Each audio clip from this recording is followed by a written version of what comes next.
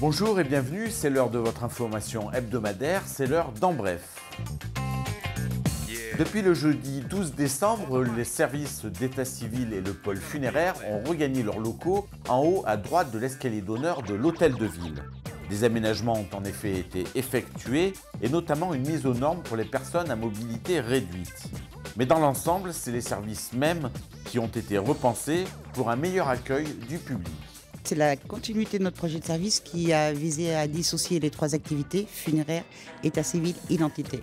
Après le départ de l'identité qui est au 15 Maï-Nalagna, je vous le rappelle quand même, près de la médiathèque, ici on s'est retrouvé avec plein de guichets. Et donc en fait, mais en même temps, nos accès n'étaient pas PMR.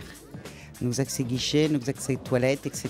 Donc en même temps, on a mieux réutilisé l'espace au profit des agents avec 2 circulations PMR pour le public et pour les agents, les collègues qu'on peut savoir dans cette situation. Insonoriser un peu parce que c'était un gros problème ici, la résonance, les échos, et avoir des meilleures conditions de travail pour avoir aussi des meilleures conditions d'accueil. 2 numéros à retenir pour l'état civil, le 04 73 42 61 63 et pour le pôle funéraire, le 04 73 42 63 59. Et pour plus de renseignements, notamment sur les horaires, vous pouvez vous rendre directement sur le site de la ville au www.clermont-ferrand.fr, rubrique État civil. Pour la 4e année consécutive, Clermont Université a organisé la cérémonie de remise des écharpes doctorales décernées à 140 docteurs de la promotion 2013. Une remise solennelle organisée en présence de Marie-Danielle Campion, recteur de l'Académie, d'Alain Martel, président de l'université, et des directeurs des 5 écoles doctorales de la ville. Le projet de la maison de tous les jeux, qui se situera à la Diode, entre dans sa phase active. Les 10 lots de travaux de construction ont été attribués fin août. À terme, la maison de tous les jeux contribuera à promouvoir le jeu sous toutes ses formes et à réunir les associations. La livraison du lieu est prévue pour mai 2014. En novembre 2013, 2 typhons prénommés Haiyan et Nari ont ravagé un certain nombre de régions du Vietnam et aux Philippines. 4 460 personnes sont mortes aux Philippines, 920 000 ont perdu leur maison et près de 13 millions au total ont été touchés par ce qui restera l'une des plus grosses tempêtes de ces dernières années. Dans le même temps, au Vietnam, des milliers de maisons étaient également détruites et on comptait plusieurs dizaines de victimes. Pour venir en aide aux populations, le Secours catholique organise dimanche 29 décembre une journée de solidarité à la Maison des Sports. Il y a un grand élan de solidarité avec la communauté vietnamienne, donc de l'agglomération de Clermont-Ferrand.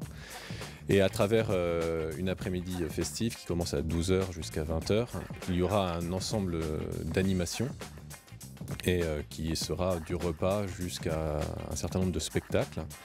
Et à travers cette mobilisation qui se veut certes festive, mais avant tout aussi solidaire, et donc l'intégralité des frais de participation seront reversés au Secours catholique et également à un prêtre du Vietnam dont la paroisse a été également touchée par le typhon.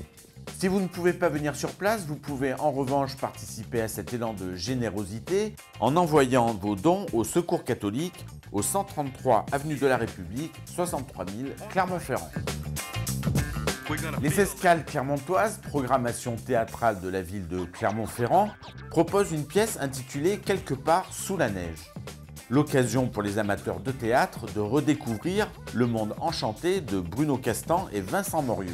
C'est une histoire de transmission entre un vieil homme, artisan de bonheur, et un jeune homme qui tombe avec la neige sur la terre et qui est isolé, et comment ces deux-là vont se rencontrer, comment le vieil homme va aider le jeune homme, et comment ce vieil homme, devenant de plus en plus vieux, va trouver un soutien dans ce jeune homme qui l'a aidé.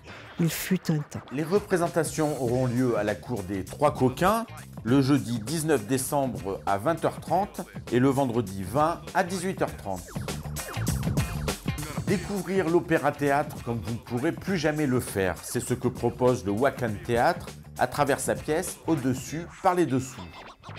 Un spectacle déambulatoire qui vous fera aller dans les lieux d'ordinaire réservés aux artistes et aux techniciens, en traversant 3 époques de son histoire, de son inauguration au XIXe siècle à son époque actuelle. En fait, c'est un voyage à la fois dans le temps et dans l'espace de l'opéra-théâtre, puisque c'est un spectacle dans lequel le public se déplace. C'est pour ça qu'il n'y a que 35 places à chaque fois. Et donc, on va circuler dans l'espace du théâtre, donc dans les dessous de scène, on va monter dans les cintres, on va aller dans le foyer. Voilà. Et en même temps, on va se déplacer dans l'histoire du théâtre, puisqu'à chaque scène correspond une époque. Voilà, en partant de la première époque de ce théâtre, c'est-à-dire les années 1894-95, où ce théâtre s'ouvre. Donc théâtralement, on est plutôt dans le vaudeville, donc on fait un clin d'œil au vaudeville. Et puis ensuite, dans les grandes époques qu'il a traversées, en particulier l'époque de l'occupation, puisque ce théâtre a beaucoup fonctionné pendant les années noires de l'occupation. Et puis ensuite, les années 70, avec la création des premières compagnies en décentralisation, enfin clermontoises, professionnelles. Et puis le théâtre de demain. Les représentations auront lieu les 20 et 21 décembre à 18h30 et à 21h. L'accès est gratuit, sur réservation, à l'espace Victorin. Une page sportive maintenant avec pour commencer une bonne nouvelle. Nous vous en avons parlé il y a quelques jours. Myriam Delal a remporté son titre international WBC des poids légers contre l'Italienne Anita Torti. Une ceinture qui lui permet d'entrer dans le top 15 mondial et de prétendre en tant que challenger à participer à un championnat d'Europe. Rendez-vous hivernal des sauteurs, le Capital Perche se déroulera cette année le 11 janvier au stadium Jean Pelez.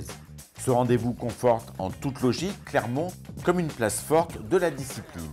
Renaud Lavillenie et son frère Valentin seront bien entendu les stars de cette journée.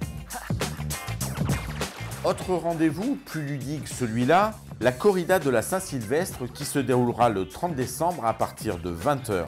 Départ place des Buges pour un parcours de 11 km, déguisement bienvenue. Voilà, cette émission est terminée, merci de nous avoir suivis.